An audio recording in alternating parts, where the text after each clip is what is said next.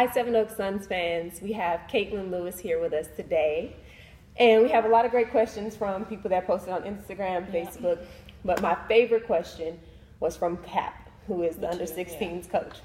And his question was, you come from a family of ballers.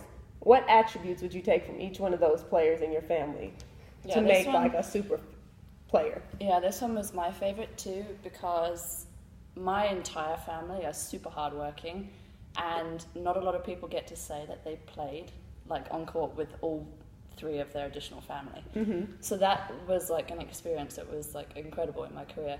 But like if I had to take something from each of them, Ellen, my youngest sister, has like this like fight, and I mean like it's scary sometimes. Mm-hmm. Like it frightens me. But she will continue that fight like throughout the game until that buzzer goes. Like there's no stopping her. And then Megan, she has like not only like a really, really great basketball IQ, she's so athletic. So I would take her athleticism just in that it helps her be so versatile. She has the height, she can go inside, she can step out, she can hit threes from like 3 feet behind the line. Like it's ridiculous. So yeah, her athleticism. And then from my mum, I would absolutely take her like creativity, her how she sees the floor, how she creates those plays, because she plays by color. So instead of seeing like her teammates, she sees like the colors moving, and she'll see that pass before it's like even happened. So when you're playing with her, like you always have to be on the ball. You never know where it's coming from.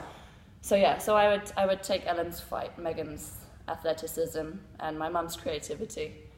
And then from myself, I think I have sheer determination. Like no matter what, I will keep pushing through. You know, you knock me down, I'll get back up again. And I think that shows as well, like when the four of us have played together, all of those different attributes work so well with each other, and we never play for ourselves.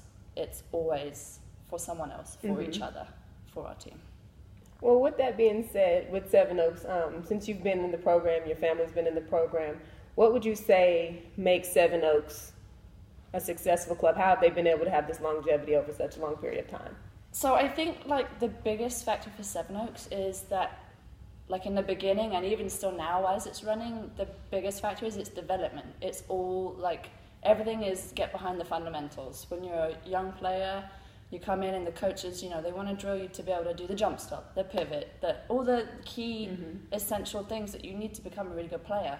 And then from that, it, you know, with our senior players or other players that, you know, from other women's teams that the kids can watch, all of that like valuable knowledge and watching that intensity of the game, and I think also training together like encourages young players but also like establishes them as young players because they're taking all of this on. And I just think that's all started from fundamentals and then absorbing all that knowledge from players around them.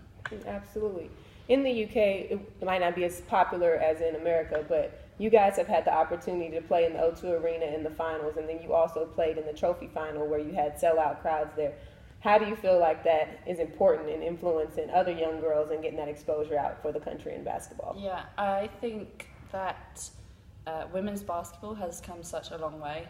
I think for a long time, you know, seeing the men's basketball on the TV screens and thinking, oh, you know, I wish, you know, we could have that sort of stage. And then finally we get, you know, not only the chance to, but we actually get there and we win it. And that was incredible. And not only like to be playing on, you know, like the O2, to say like, I played at the O2 is incredible, but the amount of people that watched it in the stadium and on TV and still can say like what an experience that was.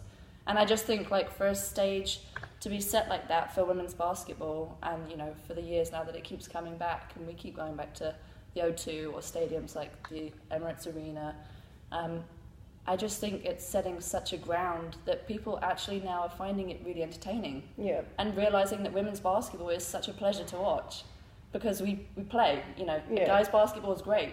It's, you know, dunks and it's exciting, but women's basketball is fundamental game. And I just think it's great for women's basketball and elevating that career for young girls also coming up. Well, speaking of young girls coming up, we have a lot of young girls in our program. and they're getting to the stage in their career where they're going to be making a decision if they want to go play in the States, if they want to stay here and go to university, or if they want to go pursue a professional career.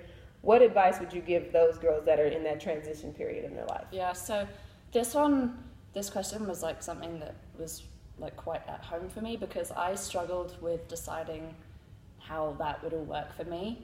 I was like set on thinking that like USA was the place for me to go, you know, it's what everybody does, it's the pathway to great basketball, but I'm not the person to sit in a classroom.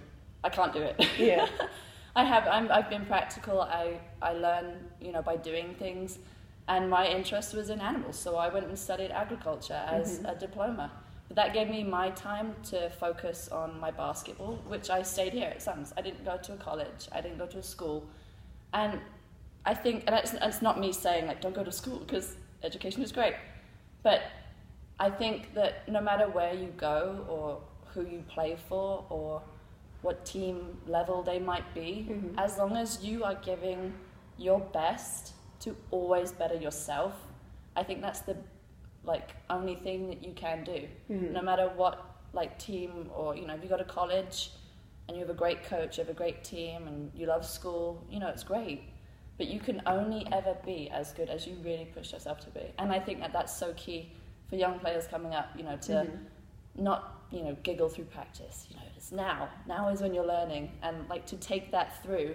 And no matter where you go, that will always be the key thing for a successful player. It's just you've got to give what you can, like your absolute all. You know, don't listen to what people have to say. You just keep going. Well, thank you so much, Kaitlyn. Thank you guys, Sevenoaks fans, for watching. Make sure you like, comment, and add any additional questions that you might have for Kaitlyn. Thanks. Good job, Kiki.